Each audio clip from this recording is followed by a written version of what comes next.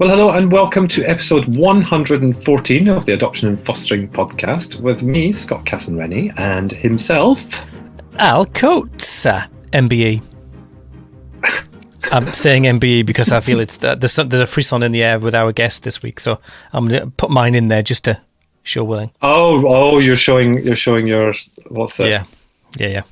And we are the low-fat, low-sugar chocolate in the sweet shop of which is the adoption industry. Oh, for goodness sake, I'm not even sure anybody actually cares, to be honest with you anymore. No, I think you're probably right. No, that seems legitimate. How are you? I am. Yes, not bad. How are you, Mr. Coots? I'm okay, but I have to say I just cracked a tooth about an hour ago, and so half of my back, one of my back teeth come off, but it's not hurting, so I'm going to just go with it. You poor thing. Well, it doesn't hurt, so it's fine. I'm just slightly concerned that there's going to be no dentists. So I'll be in the tool shed pulling it out because I'm one of those people who goes, I'll just fix the damn thing myself and be off into the, slug of whiskey. And pull it I out. suspect one of any of your children would quite happily help you with that as well. Absolutely. There's a small queue of people willing to take out any of my teeth or fingernails or toenails. Yeah. I mean, it's just a typical man, isn't it? Oh, I broke my tooth. Oh. Shut up. Anyway.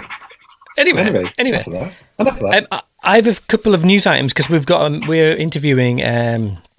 We've got a rather interesting guest on today. We've got Beverly Barnett-Jones, MBE, who's coming on to talk about maintaining digital links, kind of a new way of doing contact. And she works for the Nuffield Family Justice Observatory, and we're going to find out about what they're doing or some of their research. That's interesting.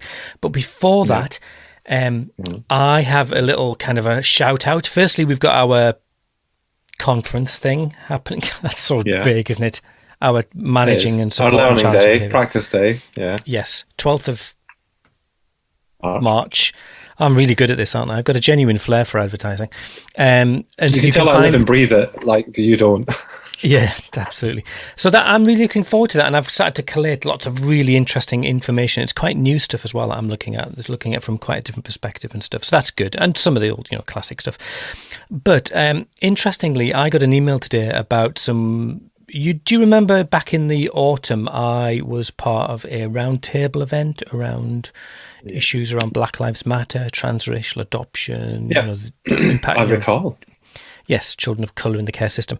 I got an email today, and there's a kind of a follow-on event that's kind of tenuously linked to that, and it was in relation to transracial adoption specifically, and it was asking for adoptive parents of children who are different colour to themselves to come and have a chat with some people.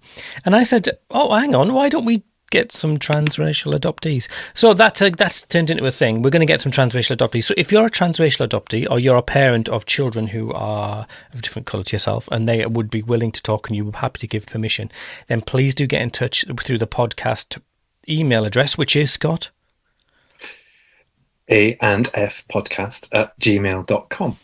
See, when it gets serious... All letters. Yeah, I know. Yeah, I get serious. When it gets serious, I have to defer to your infinite powers of wisdom and... administration skills.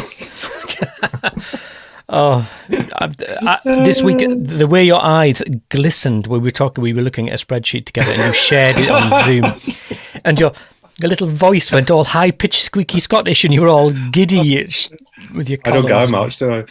Clearly. No, you don't. With your equations and things. Yeah, I know, and my percentages and my profit margins and...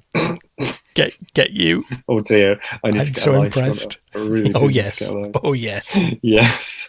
Yes. And so I don't know if you had this on your list, but I want to do another shout out because next week is our final Education in Lockdown Wednesday webcast, isn't it? We're having Adele Bates on, which would be really good. She was supposed to be on a few weeks ago, and sadly she had to duck out at the last minute. So that'll be interesting. But we're not going to stop. No, you're not. For a while. Well, I'm not. Now, Al is obviously of retirement age, so he needs early beds.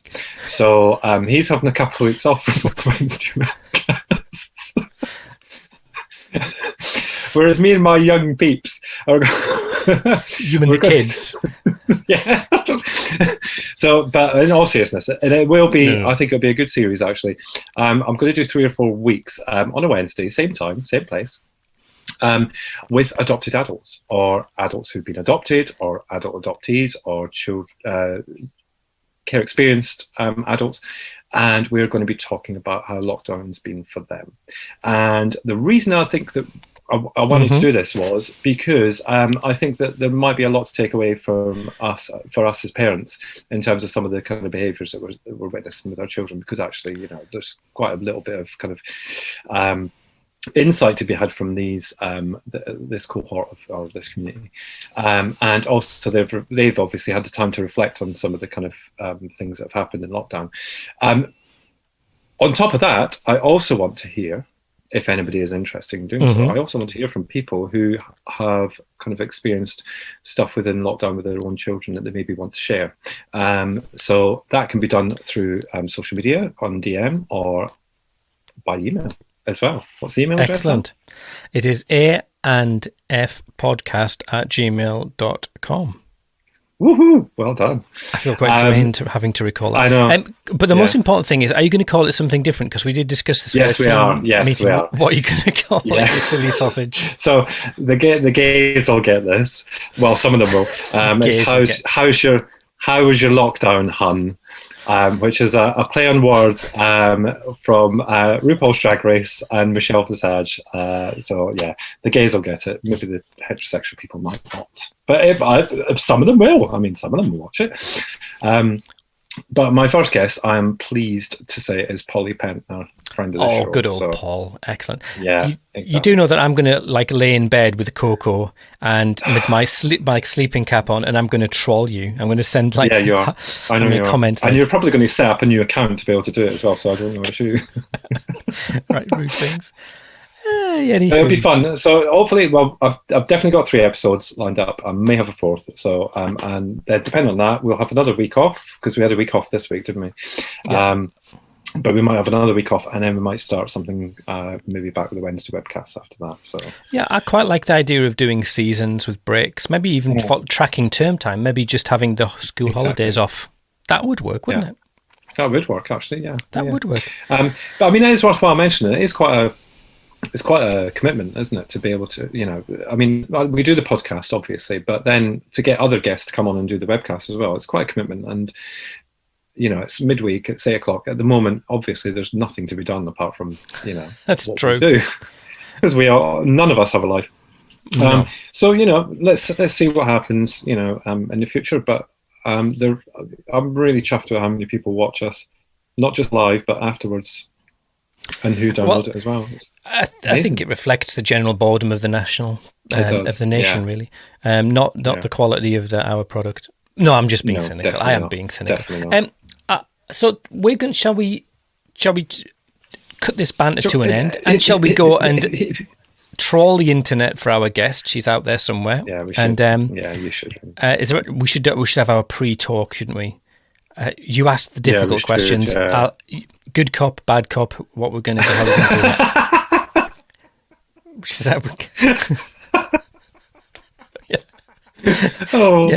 How old are you? Tell me the truth. You can't handle the truth. I'm sure it'll be acrimonious. Right, let's go and find. Let's go and find her, Beverly, and that'll be fantastic. Okay. Yeah. Well, hello, Beverly Barnett-Jones, MBE, and welcome to the show. Hi, Al, and hi, Scott. I'm really pleased to be here today. I'm currently working for an organisation called the Nuffield Family Justice Observatory, which was set up by the Nuffield Foundation. And our role really is to highlight through research and evidence gaps in practice and function of the family justice system in particular, but the wider connected system around child welfare, and try to bring about some change to the way practice and the way that we are meeting the needs of children and their families in terms of outcomes. Wow, you preempted my second question. I was going to say, and what do you do? But you've already got Sorry. You're just psychic. It's your social work powers coming out of you. Yeah. Well, it is reading people. You do learn to do that when you're a social worker. So my background is in social work, and mainly child and family social work, child protection, statutory sector. I've been working with children and families since 1991. And practicing social work for almost 26 years now, but worked with children and families as an advocate prior to that. I worked as a children's guardian for a bit of time, and I worked under the old 76 Act as well as a new Adoption and Children Act 202, so I had different experiences along the way. Yeah, I was involved in those free and order days when the adoption was done very differently. And I've always had an interest in research and bringing research to practice. And when this kind of role came up around looking at system and impact in the job that I currently do, it was a great opportunity to apply and move on with that kind of interest I have. The reason we invited you on is because I saw that you'd, I think I just saw a tweet and you were talking about sort of future work you were doing with adoption and thinking about contact. Now, I want to get to that, but because then I Googled you, which is, that's what we do, isn't it, Scott? We can be a bit stalkery with our guests. Without you knowing. Yeah. Okay. And I was looking at... I know what the Google footprint is about. I know what it says about me. Hopefully there's not too much out there. It's all good. Maybe, unless I got the wrong Beverly Barnett-Jones. You don't live in Las Vegas. There's only one you, right? That would be awkward, wouldn't it? That's a good thing about double-barrel surnames, There's very little that, there's very few people that have got double-barrel surnames that are the same, isn't there? So it's unlikely. Yeah. Sorry, you're not the lead singer of a heavy metal band. No, that's different, Beverly Barnett-Jones. I was just really interested reading a bit about your history prior to coming to do work for the Nuffield Family Justice Observatory, and you were working sort of in early intervention. I think that's something that we, as the adoption and fostering community, that's something that's really intrinsically linked to our children and their story. So I'd be really interested to get your perspective on how, on early intervention, on how it's funded, and I know that's probably a much bigger question. You probably weren't prepared for that, but just because that's something I think we're the fruits of that not working. We bear, as adoptive parents. Yeah. That's really complicated. Yeah, I think there's such a lot of possible complex responses to that, but I'll try and keep it into a nice circle in terms of my own thinking, and this is my thinking. So I have to sort of say it's not may not be the position of the NFJO because it doesn't take position on things. We're a research engine in that sense. Yeah. But I think from my perspective and my experience is, we have a system and we have a situation where children are in really complex experiences of family life. Those families are living in environments and living systems that are really quite stressful and pressing and create real sort of harms to families, because if you're poor, if you're living in poor housing, if you're in a system where your education has not been as it should have been, if you haven't been cared for, looked after yourself as an adult, and then you try to create a family life. And my experience was that creation of family life, there was always with everybody, the belief that you would always have this beautiful relationship with your child and then things go terribly wrong. And my kind of position, I suppose, has been, children need protection and children need protection from harm. And we should be thinking about how do we work with families to intervene at the earliest point? Because if we were intervening earlier and we were actually providing perhaps the levels of support that families need, we may not see so many of those young children travelling through a trauma story before they even hit the official system, because they're travelling in a place where they hit a threshold, which means the local authority gets involved and maybe some intervention and actions and unnecessary. And I've done those. I've been in the process of removing children. I've had children placed for adoption that I've been working with for over a number of years. And as a guardian, I represented children in different sorts of proceedings. But I think, there is clearly an issue about where is the investment in the lives of particular groups of children. Because what the evidence tells us is it's not all children that enter the system, it's poor children that enter the system primarily. And there are kind of contexts around family life. Many of those children whose parents go through that process of removal or loss, those parents are children of the care system themselves, so there's a kind of terrible generational recycling of harm and trauma. And so that clearly we need to be thinking much more earlier on, in very early years, around those families. We know who they are, we know where they live, we know what the context is. And if we don't have that wraparound support, which we did have up to a degree with Sure Start offered that universal wraparound support, which I thought was fantastic. After spending so many years in the business, it was great to see Sure Start and that kind of non-stigmatizing high level of family support that was offered there. But there's always going to be, in my view, the need for there to be some sort of movement towards a welfare system for some children. It's not going to disappear, even if you get that right. There will be families, because of particular issues that are happening around responding to certain behaviours, domestic abuse, maybe substance misuse. They don't all come together as some sort of triple system, actually, when you look at the research, but they have real impacts on functioning and parental functioning, and that obviously creates harmful environments for young people. But yeah, when you get through the journey, and you get through the journey with perhaps much younger children, you end up, at that place where they are in need of a permanent home. And if the extended family or other alternatives aren't available, then adoption becomes, probably most likely the best plan for them. And obviously we know what that means in terms of the legal framing of that, which is like the last resort. It shouldn't be the first option, but it is for, and will always be for some children, the only option, and that would be the best option. And in that context, we've got to get that right, haven't we? What that best option means and looks like in terms of what is adoption and what does it mean for that child's journey through childhood, adolescence, into adult life, to be born into one family and to be raised by another. Those are just the stories that we've had for a long time, aren't they? That's the curve that we're dealing with. What do you think then? I mean, there's a lot of resources. Well, I mean, people would argue there needs to be more resources in adoption support, but there is significant resources in adoption support, and things like the Adoption Support Fund, which is a big pot of money.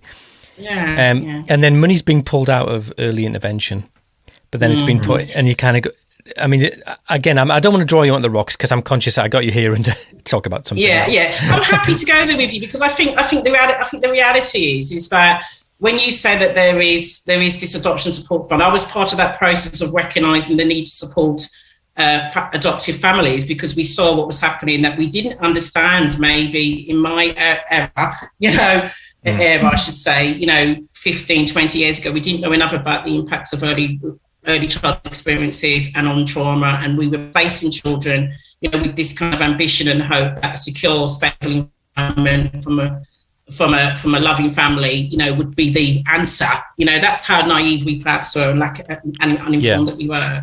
The recognition that the complexities of identity and development as children go through, and then what actually happens in an adoptive family. Adoptive families are no different, are they, to other families? There's going to be a range of competency once you start bringing up children. So some people will be in a world where they are able to work well and manage it well, and can use resources that are there in their families and in their communities and in their professional systems, and others not so. So we have to recognise that support, I think, is appropriate. I don't like to put it in terms of a polarisation to early intervention, because I think that comes from perhaps a different place. And when I think about early intervention, I'm thinking about something broader, which is how we think about, how we work with families, because we have a system that draws many families into it, and then most don't get a service. So if we could get better at recognising which families need, support from a children's care system, a higher level system, then we may be able to think about how we spend that money differently and how we rewire that money more effectively, so we actually have the kind of support needed. So I think some of the problem is, thinking about that, and then thinking about family support, and thinking about, just in this last couple of days, we were having discussions about how do we think about investments, because we know that there isn't enough money, out there. There isn't enough resourcing in terms of some of the finances for family support. So how do we work a system which will create, impact with what we've got, which means we need to maybe think differently about how we think about intervening. So rather than the family getting a referral, no service, referral, no service, the moment we get contact with family, we offer up something much more early on before it gets worse. So the idea is before it travels down the road, you get there and you do something a bit more. And that relies on other bits of the system, doesn't it? Health, education, much more integrated kind of responding. I guess because this is quite a new conversation in terms of the podcast, really, because we don't tend to get people on who have this kind of knowledge. So, but I guess as well as the way the kind of I want to say the finances of the country are at the minute, there's not really much hope, is there, in terms of being able to turn that around. The way things are at the minute, especially. But it really does need kind of a proper focus. At least, like you said, it needs to be separate. I think the pandemic. I don't know what's going to happen after. And again, I want to keep caveating this with this is just me having a conversation with you, not the NFGO, because I'll get onto that. But I'm happy to go there with you. I think there's always the one thing about being in social work or being in this place where we're all caring and thinking about children and their families in every context is that you have to have hope. So I'll start with that statement. You always have to hold on to hope. But I think there's something really quite important, which is, what do we mean when we talk or we have these conversations about building back better or building back fairer? It means we do need to look at the economy of it, and we do need to look at the cost of things. But in terms of the cost of something when you don't intervene, it's triple what it would be if you had intervened. And we have to kind of get a kind of mindset change around the fact is that we will have to spend that money. We do have to find those resources, because if we don't, then we'll have even more generations, won't we? Which in the end cost us triple, cost the public purse triple. Well, I'm not an economist, I'm just trying to give it as example. So for me, I think, the argument has got to be that actually more investment now, because of the fragility for family life post-COVID, because many families have been impacted, many families that have been managing are slipping down. We're going to have high levels of unemployment. I remember the 80s and what that meant for families and communities, because we had high unemployment and we had big sparks in heroin use, and that really destroyed some communities, what happened, around that. So I just think that we need to really just hold on to the argument for early investment, on the basis that we say that if we intervene early before the meet threshold, as it were, that's where you will actually then do something quite significant about the longer term outcome for young people. Can I ask you, and I am conscious that I'm asking Bev, heavy metal guitarist, not Bev from the Nuffield Family Justice Observatory. Can I ask you, have you got any thoughts that you feel you can share about the care review as announced? I'm probably going to stay clear of that, other than the fact that NFJO welcomes the social care review and wants to play a proactive, productive part in it.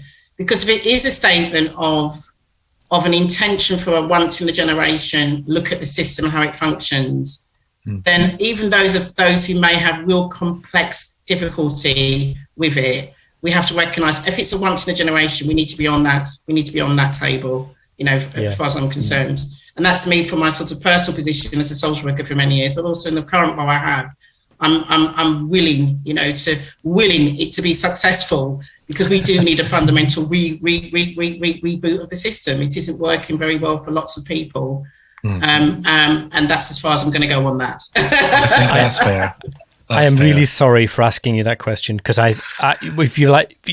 if you've seen anything on Twitter, if you want to be terrified, type in to search care review and just see I don't doom scroll. I am on Twitter, but I don't doom scroll, and I think my own personal position is I have empathy for anybody who feels upset by any kind of public position of any kind of stuff. But from our professional role and from the NFGO, we certainly see it as something that we should be contributing to in any way that we can, because we are about systems change and using evidence and research for systems change. That's a great phrase, doom scrolling. I've never heard it. I've never heard doom scrolling before. I've got two older adult children, but one of them has just turned 13. Showed me that word the other week about doom scrolling, just going through and looking at all the bad things. That is great. Wow, I'm having that. I'm going to own that phrase. Yeah, he's going to use that a lot now. I can feel it. We haven't even that was like the pre-conversation before we got to the conversation, so thank you so much. I appreciate you. No problem. You weren't prepared for that. I'm happy to go there. I'm happy to do that, because I can talk. People will tell you she'll talk you to the end of the day, so it's fine. So can you tell us about the the work that the Nuffield Family Justice Observatory, that's a real mouthful as a title, isn't it? It is. You can just say FJO and FJO. We don't mind. You can just say FJO. You know. Right. I'll go with that. Yeah. So the FGO have got this looking at contact, and could you tell us a bit about why they've done this research into contact and the work that they're doing specifically? Because I think that's really very current. Yeah, I mean we've got this kind of methodology or theory of change around looking at the key questions that keep emerging in terms of practice and behaviours of a system, and contact has been one of the big ones in terms of children in care, children in kinship care, relationships, and there's been so much research about what would make contact work and be beneficial for children. And you know, people have looked at that from the issue of kinship to long-term foster care to adoption for many, many years. But we still end up with an issue of young people telling us and families telling us in terms of research that it was unsatisfactory or didn't work or is poorly planned. So we decided to put a big focus on contact in sort of 2020. And it's a long-term focus for us. It's not something we're going to go away from, because we see it as being a really significant issue, because it is about that link between young people's growth, development and identity, their families, what happens when they're in foster care, what happens when they're in an adoptive permanent home. So we're going to stay with contact as a focus. So that's really why we kind of brought attention to it. So and then COVID basically kind of drove it in the sense, it sort of accelerated the work. So we did what we call our reactive work, which was to look at, well, you know, the lockdown meant that, you know, families, children in care, children who were adopted, in terms of letter exchanges that were happening, you know, everybody went into a state of fear, didn't they? And everybody moved onto digital systems where they could. So we did some rapid evidence work on those. And I think you've had Beverly on this show a few times, haven't you? But Bev was leading on that for us around COVID and digital contact. And we were trying to kind of give best advice, best guidance. And then we looked and explored a bit more around, you know, what does it mean to move a system to digital? Who benefits and who loses in that sense? Because you could see that there was an issues around security and safety, because some of the platforms that were being used were not safe. So, you know, Zoom had all those Zoom problems, if you remember, in the early days. So people were worried about using Zoom. You know, young children's capacity to kind of manage digital content, that looked after children in interim arrangements. You know, 2 and 3 year olds, you know, can't pay attention to a screen. So that ended up like a short phone call. Digital poverty is a big issue, because most families are using just a mobile phone, you know, so they don't have flat screens or big screens. So there were all these kind of concerns, but there's also, we could see some strengths in there, because we saw how it did something about relationships, how people situated themselves in these connections. So suddenly you had a system where sometimes foster carers may have felt, oh, I've got to keep a distance from the birth family because my job is to kind of create this almost bubble around that young person and then manage those interactions, which are very stressful at times, because especially when you're in interim processes as a young person, suddenly found that they could reach out to birth parents and they could have exchange, and it brought down some of those anxieties, it brought down some of those preconceived notions. And you could see that digital could kind of escalate communication in a positive way. So we were quite interested in that. And I think that's really where some of the inspiration came in terms of looking at the post-adoption contact story. Because what we were picking up was real anxiety from adopters and birth family, grandparents, parents, siblings, as to whether letters were ever getting received, were people well, you know, has anybody been harmed or caught COVID? So we were hearing stories of people just sending direct emails to each other, you know, and finding where people were and just trying to communicate.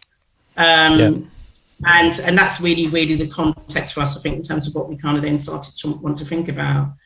I think in terms of family justice, it works. We think about it because we know that the research tells us about, you know, what is quality contact and how contact should be planned and arranged, what children's voices are weighed into that, you know, the importance of continued connection for wider relationships, you know, not, you know, siblings, grandparents, but also, you know, the person that used to cut your hair when you were like 5 years old, you know, and you suddenly move into foster placement, and you may not see that Barbara anymore. Young people are kind of giving messages like that about contact.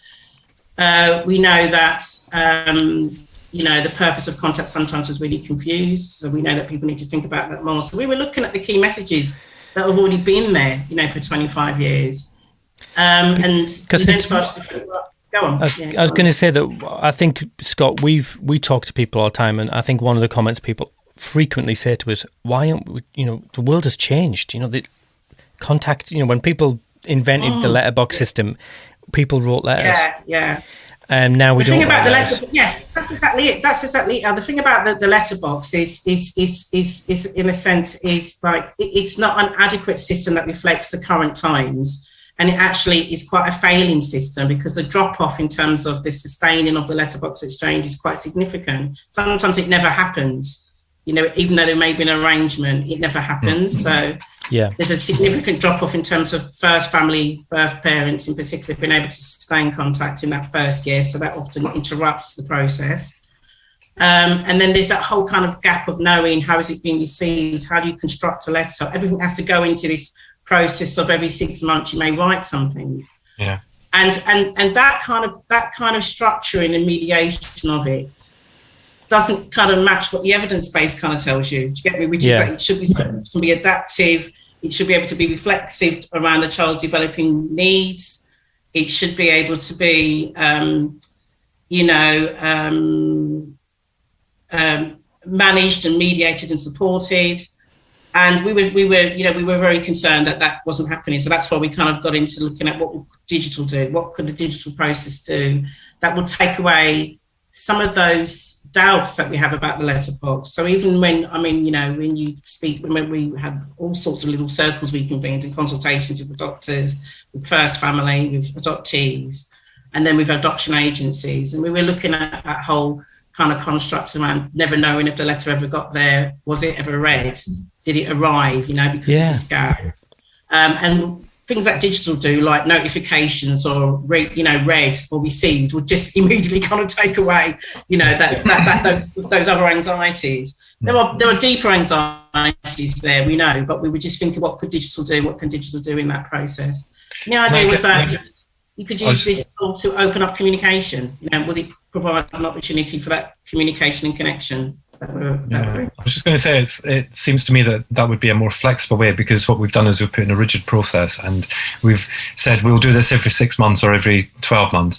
And there's a lot of anxiety, not from both sides actually, when it's in the time up to it. Whereas, an opportunity to be able to, I don't know how anything like that would work, but to be able to put on photographs of pictures that are done at school, or things like that, and then be able to comment and keep the life story work going as well. And you've hit it there, absolutely, Scott, because it's about a sense of a continued life story work for that particular group of all young people need to continue life story work.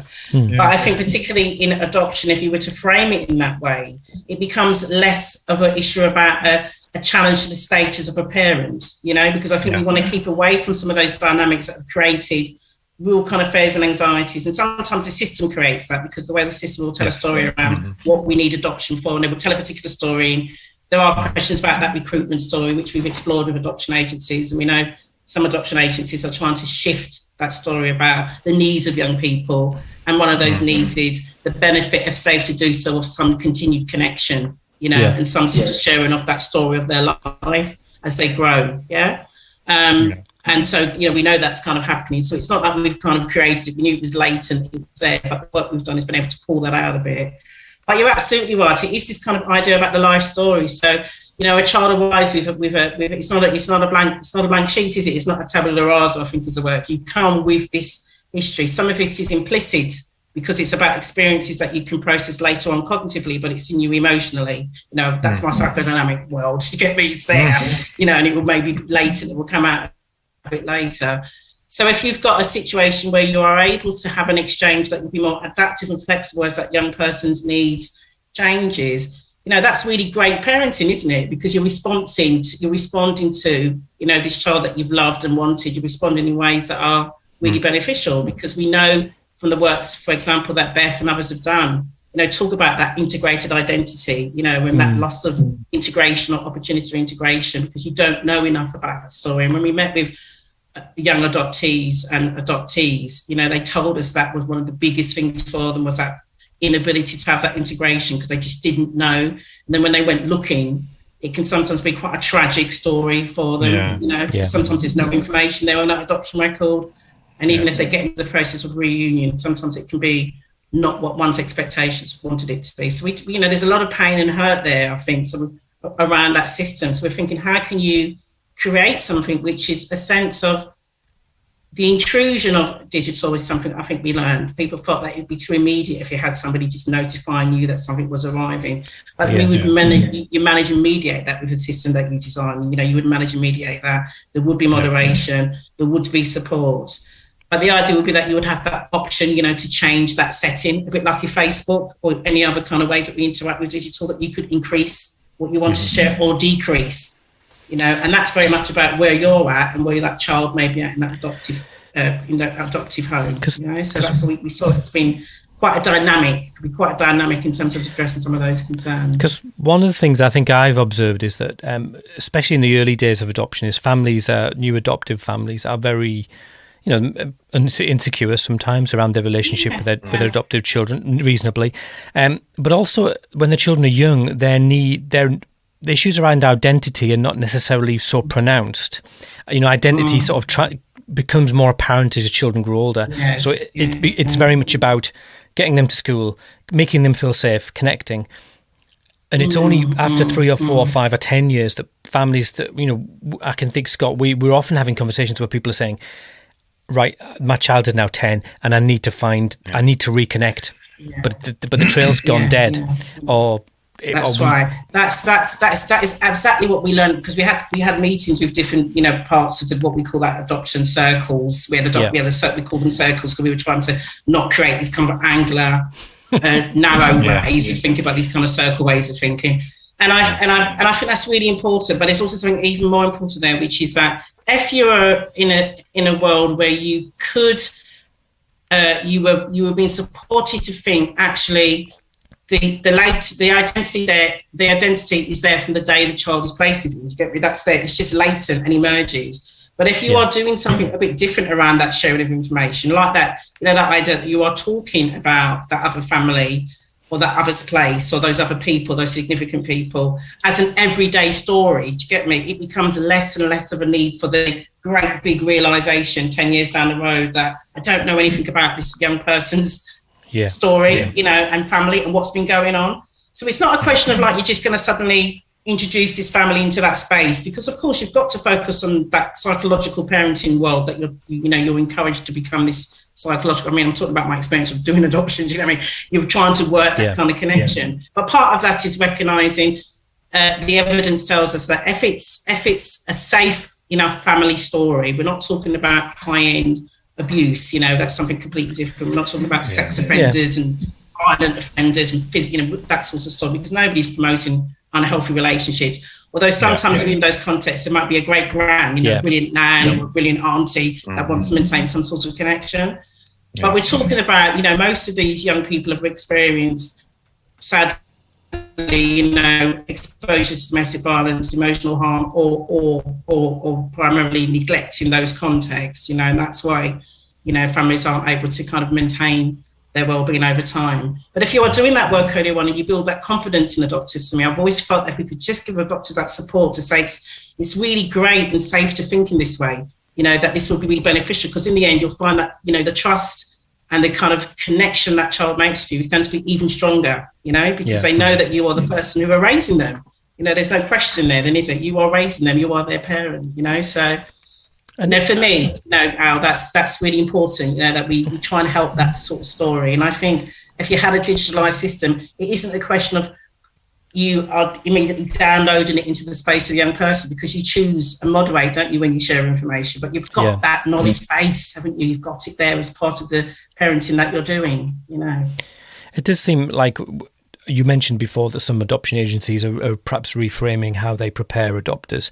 And I think for me, I know Scott and I have got different experiences, and my children have got different experiences through their families. And I think one of the things for me is that it's as my education around this issue has grown, I see that the reality is that I will never be my child's dad. I will not be that dad. I will, yes, I just can't be it, because the world it's not 1958 and we can't just play nice, because my kid's going to get a smartphone at 15. Well, I wish. And they're going to... say he's coming late into it if he's having it at 15 these days. But the reality is that world is gone. Parents. That world of secrets. You're absolutely right. Yeah, you're absolutely right. You're absolutely right. And that's, I think, part of why as I was ending my active career as a child protection social worker and then a manager, we were dealing with, young adoptees, finding families on, social media, just do it, and parents not knowing they were doing it, and sometimes there were disastrous outcomes to those young people because they're going off secret meetings and find what they imagined. And the imagine that they had, wasn't the reality. So, part of that is a need to be kind of open and honest about the reality of the world we're living in, isn't it? But you can create a digital field or digital space for that to happen, and nobody's going to honestly say that would replace the benefits of direct contact if it can happen, because if it can happen appropriately and in a really supported way, we know that can really bring us satisfaction to that child's needs, and that those parents' needs, because though you're no longer the legal parent, you're still always the parent of that child, where you sit as that birth family.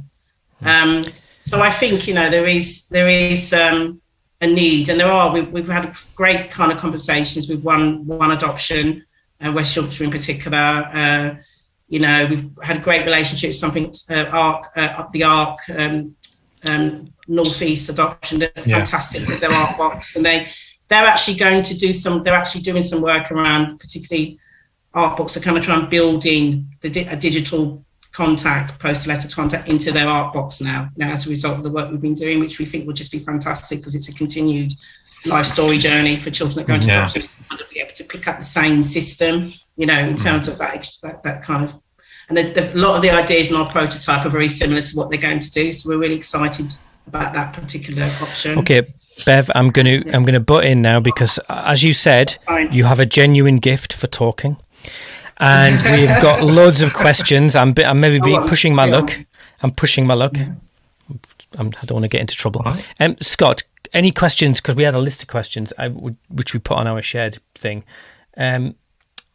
I guess one thing we did, one thing I was wondering was, so do you see that this is going to be taken up? Because I know you've sort of you've done pilot, haven't you, of it? Well, what we did was we pulled together after a kind of user experience kind of journey, where we talked to all these different groups about what will be the highs and lows, the pitfalls, the benefits, and then we were able to have some support from an organisation called Social Finance, who kind of look at innovations in digital and look at how you can think about business cases. So we kind of had some time with them, and we worked with them and invited them to meet with some regional adoption agencies. We had a meeting, and a number of regional adoption agencies turned up to that meeting to say, we're interested in maybe taking forward the idea of digitalising our process and thinking about, again, how we're thinking about reframing contact, because again, the evidence base, I think people can't ignore, we push that quite a lot, that evidence base out there. And so as a result of that, we have had, there is going to be a pilot of 4 regional adoption agencies led by One Adoption West Yorkshire, sometime in autumn. And they're working with Linkmaker. Do you know the Linkmaker who do do that in terms of using their platform to design something similar to what we've got in the prototype, and offering out that as a test site to see how that would work. And we know that One Adoption are convening, with PAC and families and others to look at how they could make a pilot happen from that. So we're following that quite closely. But that's been fantastic, because people have actually seen, think we could actually build this and do something. So there's going to be a rush of adopters now. We're listening to this. Are going to be furiously emailing their social workers, aren't they? if they're in one of those authorities.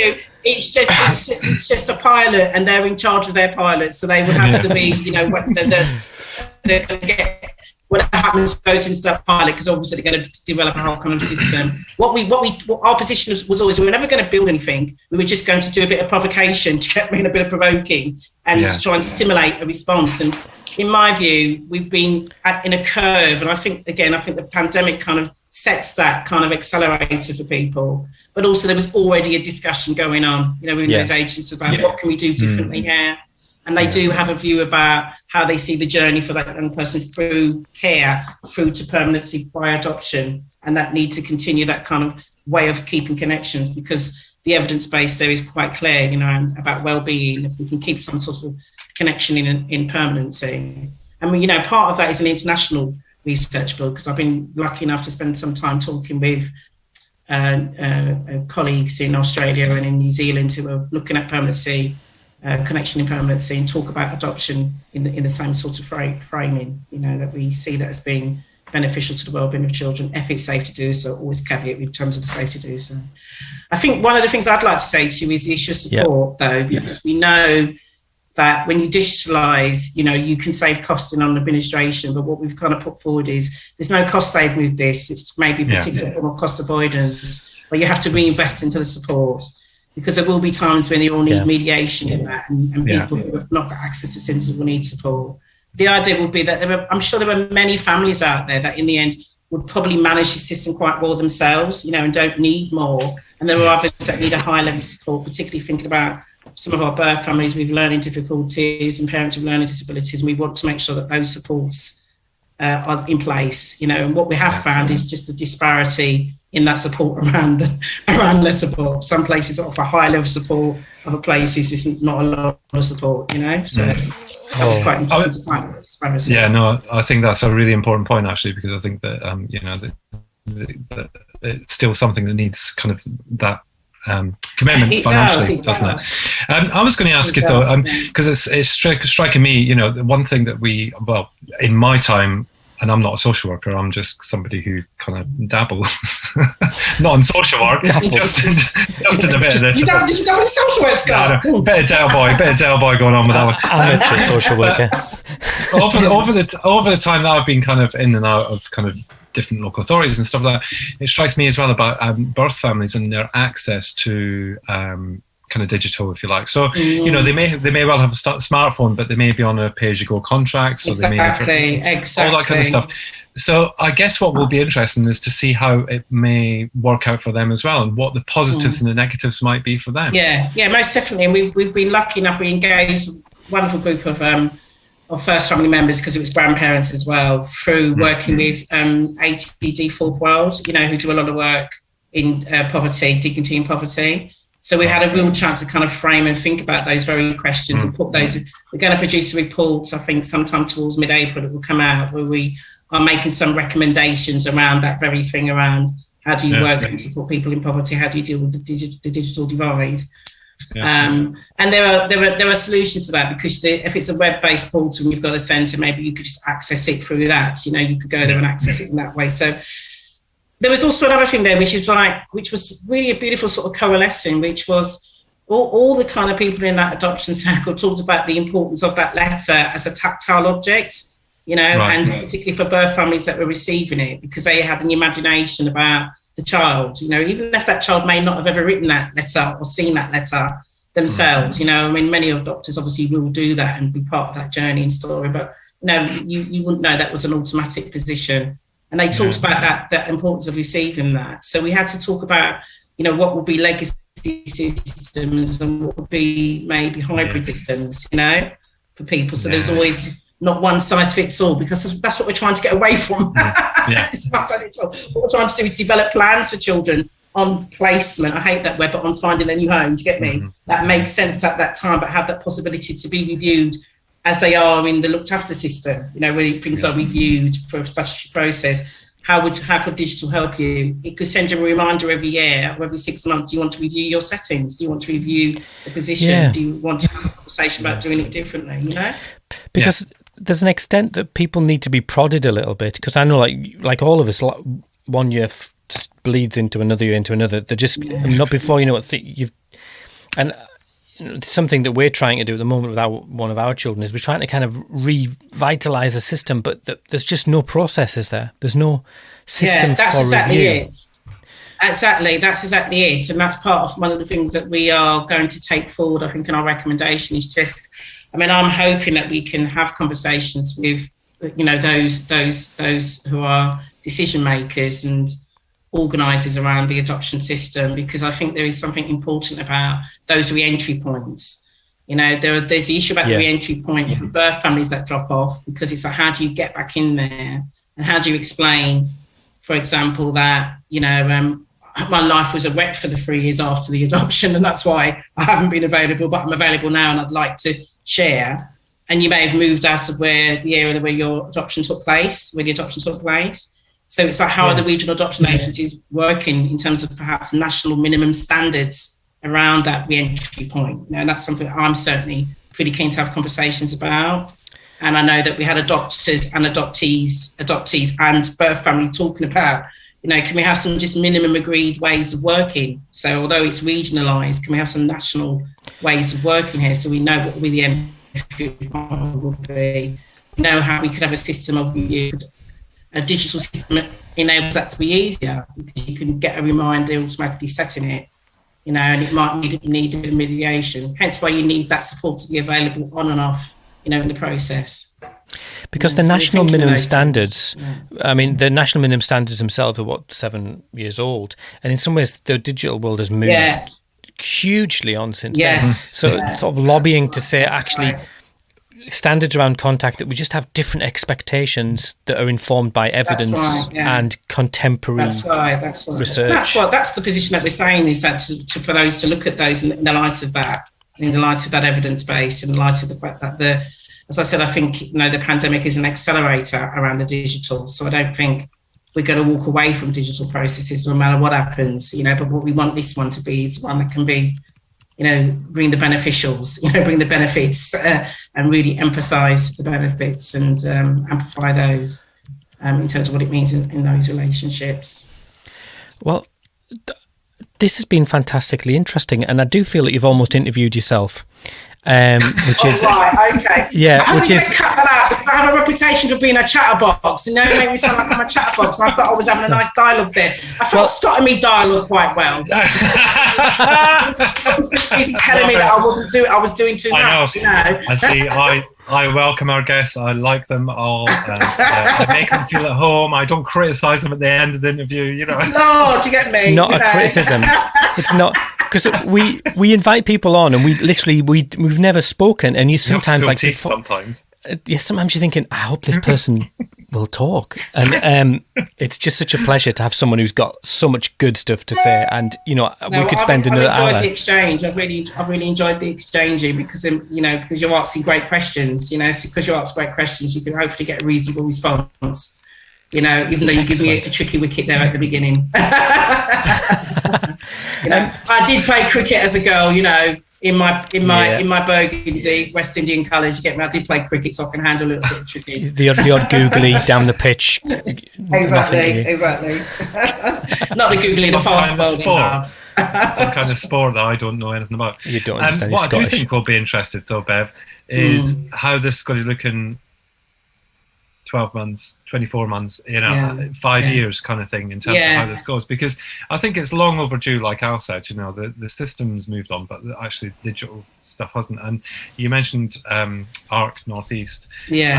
I was at the launch of that when I worked at Adoption UK at the CVA conference, and it was like, oh, wow, this might mean that something's going to happen in terms of contact and what you've now described as digital contact. So it'll be really interesting to see how it works out in the next. And I think that's why we're staying with our view on it. Get me? We'll bring back to our focus work over the period of time that we as an organisation, because we would like to see what happens. I'm staying involved with the development around one adoption and a pilot, because I'd like to see what happens, because there's a need to do work around the justice system. So one of the things we've talked about is, it was actually our current president of the family justice system that wrote that piece about the letterbox contact, and how can it be a plan that's unique to each child.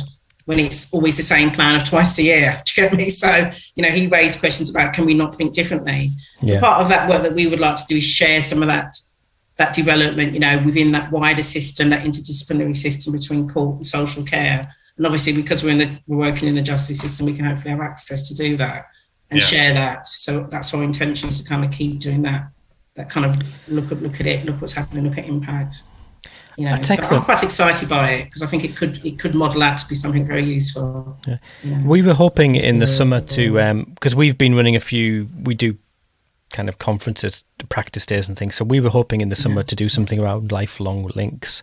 We haven't really discussed that, have we, Scott, or even announced it, but it was something we're really keen, and so we're really wanting to just pull people together again, and just mainly for adoptive parents, to kind of a place where they can work out what's going on and hear from people like yourselves and Beth Neal and different people, and go, this is right. It's my suspicion and my hunch is right, that I need to be doing something better. Hopefully. And I think that's who I've met. I've met people who are at that early stage, where they're slightly worried about, will it distract, and then they're kind of, they want to see if something could be done differently. And I've met people longer on in their adoption story who were like, if I'd had this, Christ, it would have made such a difference if we'd had an opportunity to do this. To those who are going out there and doing things themselves and building those connections, but sometimes there's risk involved with that, without the support, because you don't know what you're meeting. So that's why you need to have the mediator and the moderating, because this is about big emotions, isn't it? It's big emotions out there. Especially that start point. It might grow into something else, but that start point needs to be right. That's right. And I think that's the kind of philosophy of one adoption, I think, is that we have high support in that first year and a half maybe, then we see what is happening to those who feel that they can keep managing this process, but always an opportunity to come back to some mediation if things aren't working well, because I think all families need support. I think I started off with that, didn't I? All families need support, to get me, and adopted families are no different, Boom. See, you are on fire. You practically interview yourself. You are just model guest. You had the clear circle going, because you came way back to. Well, I have been subjected. One, I podcast myself at Relational Soup, and with my colleague in Camden, we do that. So we're at Relational Soup. So I've got a little podcast that we do ourselves. We're not very active because we're only done 2, and then we're busy. But we're going to try and do a bit more in the summer. And then I've been subjected to a few interviews over the time. So sorry if I'm being you're fine. Not a problem. I think on that note, note, dinner as well. Then it smells good. All right, okay. On that note, priorities. Thank you so much for coming on, Bev. I think it's been really interesting to hear that actually there's the powers that be are moving and shaking and kind of trying to get things moving, which is really encouraging. So, well, we were delighted when I told my director, Lisa Harker, that I'd have this reach out we had that exchange. I think it was D-Ware, wasn't it? D-Ware Harper put it out there, and I responded. We'd be delighted to come and sort of share it, and I hope that people get some benefit from what I've shared today. And if people want to contact me just a bit more about the project, I'm quite happy. You can give my email out. I'm quite happy for my professional email to be used, because we're always collecting data and conversations. We're really keen on having those lived experience voices. We've had reach, but I'm not going to pretend it's the biggest reach. If people feel they want to say more about their experiences, we'll still keep collecting that. Because we're very keen on kind of putting that into our kind of ways of thinking about evidence. We'll put those details into the blurb, and people can get in touch. So that'd be great. Thank you so much, Bev. I hope you have a fantastic evening and a fantastic tea, and we'll speak again. It was lovely to see you both, actually, meet you both. I really enjoy your podcast, so I hope this one comes over as nice and bouncy, because I really do enjoy them. Oh, thank you so much. You're too kind. Okay. I'm saying goodbye. Bye. So that was poor Bev. Look, poor Bev. It was banter. It was banter. Yeah, I know it was, and I'm still chuckling actually, because it was quite funny. But a really interesting conversation with her, and one that I think we will see develop. That's not the end of it. I mean, we've been talking about contact all in for as long as I can remember. You and I have, and then some. And this is another kind of element to it, and it's kind of got my brain worrying a bit about why I didn't develop a digital app, years ago, and then just make it an app. I could go, get your teenagers at work. Yeah, exactly. Yeah. Get the minions. But yeah, it was an interesting conversation. Really it's encouraging though that there's brighter minds than ours are kind of on it really, and that they're using tools to lever RAs, which then links exactly to what Hugh was saying about how do you influence change. It's the RAs where you'll influence change. Yeah, exactly. Wonderful. We are like this. We should get paid for this stuff. Honestly. We are like a pool of knowledge and wisdom. I do think interesting though that one of the things maybe to do is to lobby for a change to the minimum standards of what is expected. So I think that would be interesting. That is a political thing that needs to happen. So I don't know. Yeah. But I am mortified that I was so cheeky to her. Yeah, you are.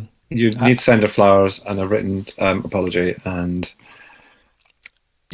all the rest of it. Yeah. All of that.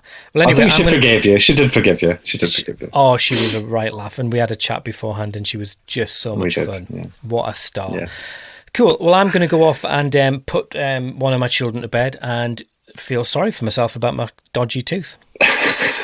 Oh, yeah, I forgot about that. I got so distracted. Maybe you can log on and speak to it somehow on an app somewhere. I don't know. What the heck? Doing that as well? A digital app for, missing parts of your body. Anyway, lovely chatting, Coatsy. Hey, Bon Jovi. Anchovy.